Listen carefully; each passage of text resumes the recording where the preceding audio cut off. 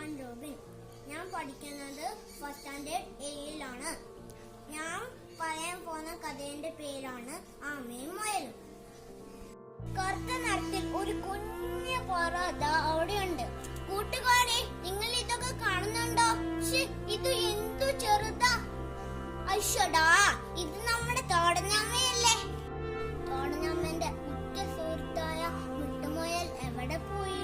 ഇവിടെ ഇവിടെയുണ്ട്. ക്യാരറ്റ് തിന്നുന്ന വീടും തന്നെ. ഒരു ദിവസം അവർ രണ്ടുപേരും ഒരു മത്സരം വെച്ചു. എന്താണെന്നറിയോ? അത് ഓട്ട മത്സരമായിരുന്നു. അങ്ങനെ മത്സരം തുടങ്ങി. മിട്ടുമുയൽ തന്നാലാവുന്ന വേഗത്തിലോടി, തോടഞ്ഞാമ്മയും തന്നാലാവുന്ന വേഗത്തിലോടി. അങ്ങനെ മിട്ടുമുയൽ വേഗത്തിലോടി. കുറച്ചു ദൂരം ഓടി കഴിഞ്ഞപ്പോൾ മിട്ടുമുയൽ തിരിഞ്ഞു നോക്കി. അപ്പോൾ തോടഞ്ഞമ്മ ഭയങ്കര പുറകിൽ. അതുകൊണ്ട് മിട്ടുമുയലിന് ചിരി വന്നു.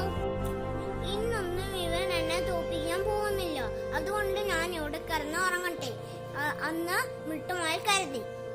ആ തക്കത്തിന് തോടഞ്ഞമ്മ മെല്ലെ മെല്ലെ നടന്നിട്ട് മിട്ടുമുയലിന് കടന്ന് മത്സരം ജയിച്ചു.